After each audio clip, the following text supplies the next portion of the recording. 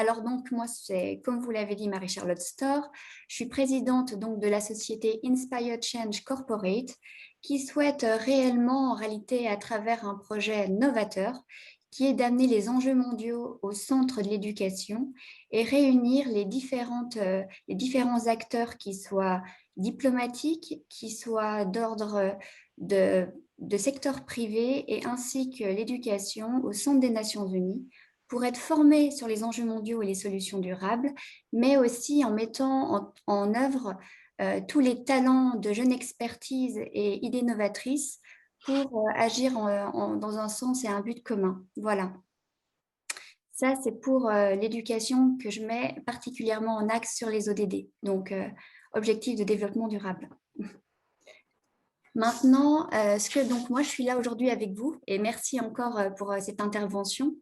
C'est de vous parler brièvement des objectifs de développement durable, car ils sont actuellement encore trop peu connus et on trouve que dans les pays industrialisés, par exemple, il y a seulement 9% en France qui connaissent les objectifs de développement durable, seulement que 8% aux États-Unis, 7% en Allemagne et 6% en Angleterre. Donc, c'est vrai que même si c'est 10 minutes, les objectifs de développement durable aujourd'hui se retrouvent au centre de la planète. Et c'est quelque chose qui clairement nous unit tous les pays et tous les acteurs. Voilà.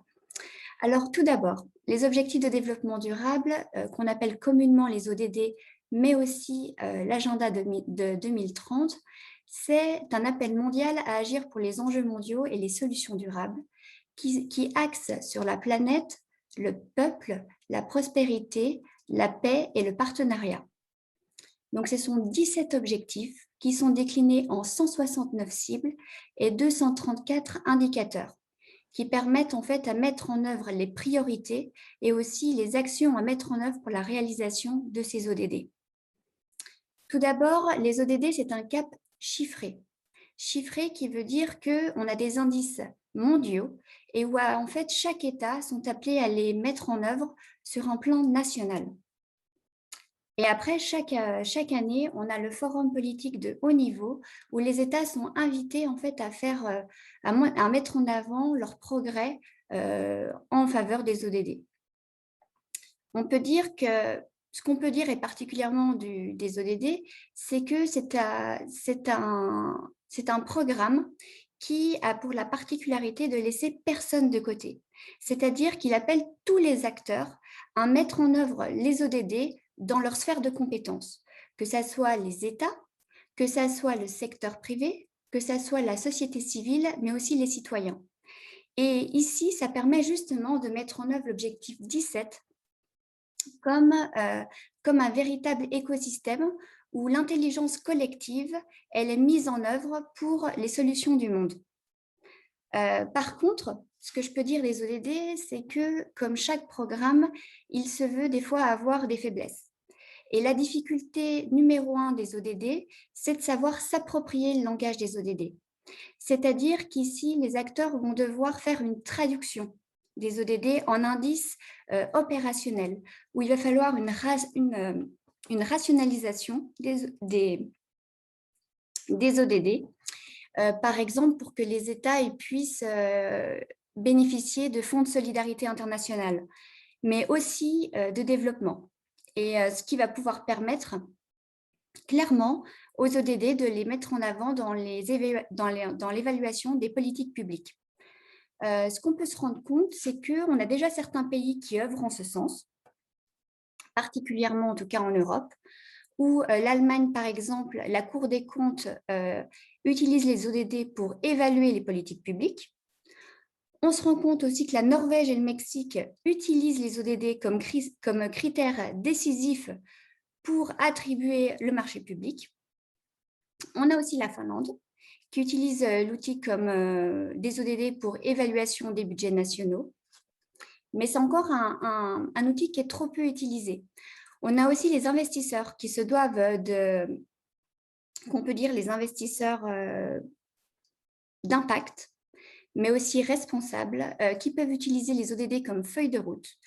Comme feuille de route, c'est-à-dire qu'ils mettent les ODD comme business plan de la planète. Et là, ils se veulent clairement utiliser les ODD, qu'il va falloir qu'ils mettent ça en indice plus en termes de finances. Donc, il faut que ce soit un langage qui parle, et c'est toute la difficulté et challenge des ODD. Je peux dire qu'en plus de la difficulté qui est de s'approprier le langage des ODD, c'est particulièrement le fait qu'ils aient une approche holistique.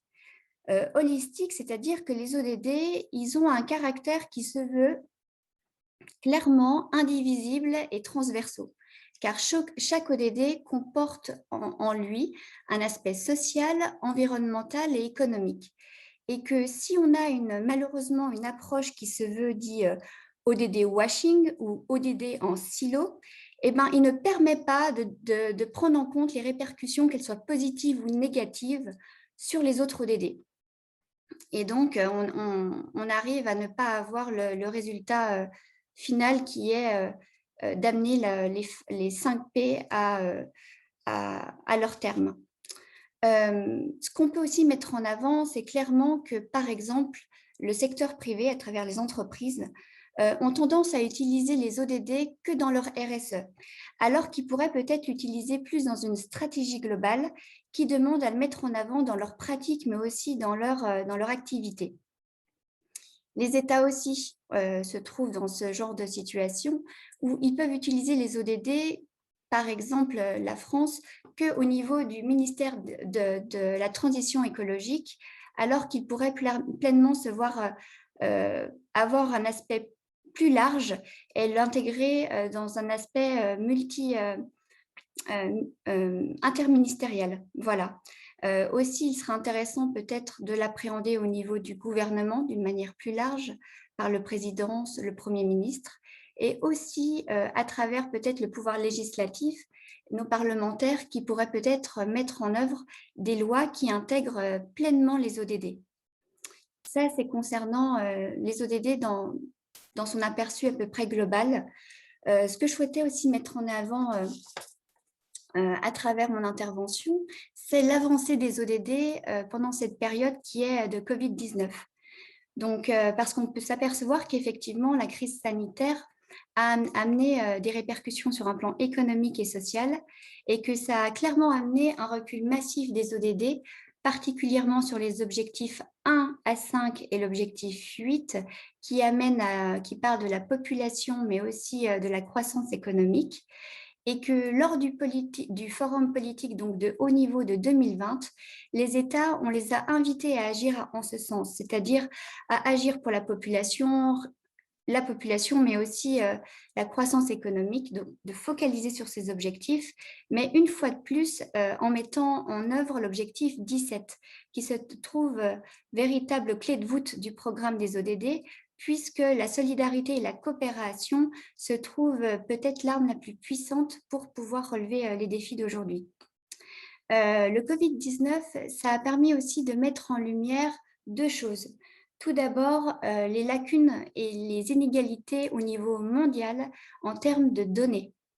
Et ce qui soulève particulièrement le besoin de mobilisation nationale et internationale en termes d'innovation et d'investissement pour compiler et diffuser les données de manière à ce qu'elles puissent être comparables sur un plan international, mais aussi qu'elles puissent aider aux prises de décision de nos États. Voilà. Concernant la deuxième chose et le deuxième point intéressant à mettre en avant cette période de Covid-19 et des ODD, c'est clairement la place de la localisation en tant que levier d'action. Car c'est par le territoire que clairement les ODD deviennent concrets et identifiables sur le plan national. Le rapport 2020 concernant le mouvement de localisation montre clairement un mouvement plus ou moins rapide en fonction des régions. Alors, on peut déjà se rendre compte que le numéro 1, c'est l'Europe. L'Europe, suivie de l'Afrique, suivie de l'Asie-Pacifique, de l'Amérique latine et de l'Amérique du Nord. Le mouvement se fera d'une manière plus lente dans certaines régions en concernant la localisation à travers l'Eurasie, le Moyen-Orient et l'Asie occidentale, puisque c'est souvent dû à cause des conflits qui se passent sur un plan interne. Voilà. Et merci Mélodie, tu as déjà mis en œuvre le rapport annuel de classement par lequel je vais finir et qui permet justement de donner un peu un ordre d'idée des chiffres concernant l'avancée des pays sur la feuille de route des ODD, qui classe les pays généralement de 1 à 100, donc sur la réalisation des ODD d'une année à une autre. Alors, ce qu'on peut clairement s'apercevoir, c'est que tout d'abord, on se rend compte que même si les données, elles ont des lacunes, comme j'ai pu vous le faire entendre tout à l'heure, on se rend compte quand même que depuis 2015, il y a un avancée sur le chemin des ODD.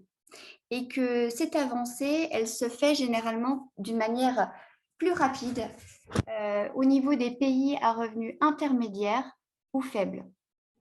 Et que même les pays à revenus élevés se trouvent généralement au top 20 du classement du rapport annuel, en tout cas de l'année 2020, et que ces pays sont généralement membres de l'OCDE, c'est-à-dire c'est l'organisation en termes de coopération et de développement économique. On voit que sur ce que Mélodie nous a mis en ligne, que la Suède se trouve en première place, avec un chiffre allant de 84,72 sur 100, suivi du Danemark en deuxième position, de la Finlande, de la France qui se trouve en quatrième place et qui était déjà en 2019 en quatrième place aussi, suivi de l'Allemagne. Ce que l'on peut dire, c'est que même si ces pays à revenus élevés se trouvent au top 20 du rapport annuel, ces pays se doivent quand même répondre sur les répercussions en termes d'externalités négatives sur l'avancement des ODD pour les pays en voie de développement. Et que souvent, c'est à cause en fait, de cette chaîne d'approvisionnement non durable en termes de commerce, de consommation et de production, qui a un véritable effet négatif sur la biodiversité et qui peut justement favoriser d'autres pandémies. Et la question de la légitimité internationale sur la place de l'Europe va devoir quand même répondre sur ces actes. L'Europe, c'est pour ça que pour sa feuille de route 2021 pour les ODD, s'engage sur 6 axes de transformation sur un plan interne. Et l'Europe annonce clairement que les ODD ainsi que l'accord de Paris reflètent tout à fait les valeurs de l'Europe et sont aussi alignés au pacte vert européen. Donc l'Europe se doit clairement d'avoir un rôle d'exemplarité sur le leadership mondial de ces objectifs. Par ailleurs, il est intéressant de mentionner que depuis que la nouvelle administration américaine ait joint l'accord de Paris et qu'en plus de ça, nous avons la Chine, le Japon ainsi que d'autres pays, la Corée du Sud, et rejoint l'Europe concernant la neutralité carbone, eh bien, ça va être une opportunité pour l'Europe de mettre en avant la diplomatie bilatérale et multilatérale pour le pacte vert. Et que ça va être aussi une manière de remettre en avant la diplomatie européenne sur la scène internationale. Donc, on peut voir que l'Europe va pouvoir œuvrer en ce sens lors du prochain sommet qui est sur le climat et la biodiversité qui se passera en Chine et en Angleterre. Voilà. Concernant la région d'Asie, et ça va être la dernière région que je vais mettre en avant sur le rapport annuel, on peut se rendre compte que particulièrement la région d'Asie de l'Est et du Sud, c'est la région qui progresse le plus vite sur l'indice des ODD. Mais c'est aussi la région qui, clairement, a fait une meilleure gestion de la crise Covid en termes d'efficacité. Et pour le coup, c'est la Corée du Sud qui est mise en avant sur cette gestion de la crise. On se rend compte que sur le rapport annuel, en tout cas que je vous ai montré, les indices de l'objectif 1, 4 et 7 font vraiment partie des objectifs qui ont progressé sur cette région, qu'on se rende compte que la Nouvelle-Zélande est en 16e place, suivie du Japon en 17e place, avec un chiffre de 79,17, suivi de la Corée du Sud à la 20e place, que le Canada et les États-Unis se trouvent seulement à la 21e place et la 31e place, que la Chine est à la 48e place avec un score de 73,89, que Singapour est à la place de la de la 93e avec un score de 67 et que l'Inde est à la 117e place avec un score de 61,92. Donc, ce que je peux dire et ce que je vais mettre en avant, écoutez, je vais partir pour l'Inde. L'Inde, pourquoi? Parce qu'elle elle est peut-être à la 117e place, mais on peut voir que de l'année 2018 à 2020, l'indice de classement a clairement évolué, en passant du chiffre 57 à 61, grâce clairement aux objectifs 6, 7 et 9 qui tendent à l'eau et l'assainissement, l'énergie verte qui se trouve abordable et propre, et l'indice 9 en termes d'innovation d'infrastructure. Et on peut s'apercevoir que sur le tableau de bord 2020 à 2021, l'Inde va clairement mettre en œuvre l'objectif 17 pour la localisation et faire le retour de ses actions sur un plan national. Et pour finir sur ces 2 minutes seulement, je vais mettre en avant la Chine qui se trouve à la 48e place et qui, dans un contexte de croissance économique soutenue, et qui clairement est le plus grand pays, enfin le plus grand consommateur d'énergie mondiale, a décidé, face à ces enjeux environnementaux, d'adopter une politique plutôt ambitieuse en termes de transitions écologiques qui se veut atteindre le pic de ses émissions d'ici 2030 et sa neutralité carbone d'ici 2060. Donc, pour le coup, c'est vraiment effectivement une politique ambitieuse.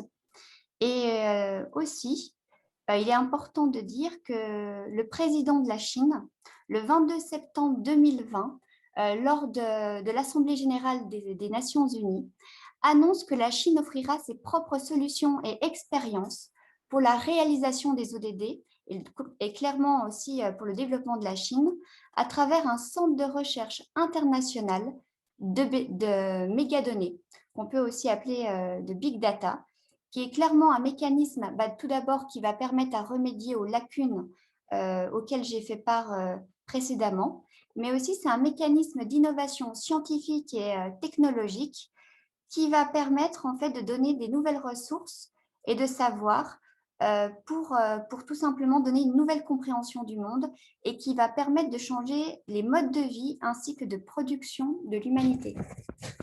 Voilà pour ces 10 minutes d'ODD.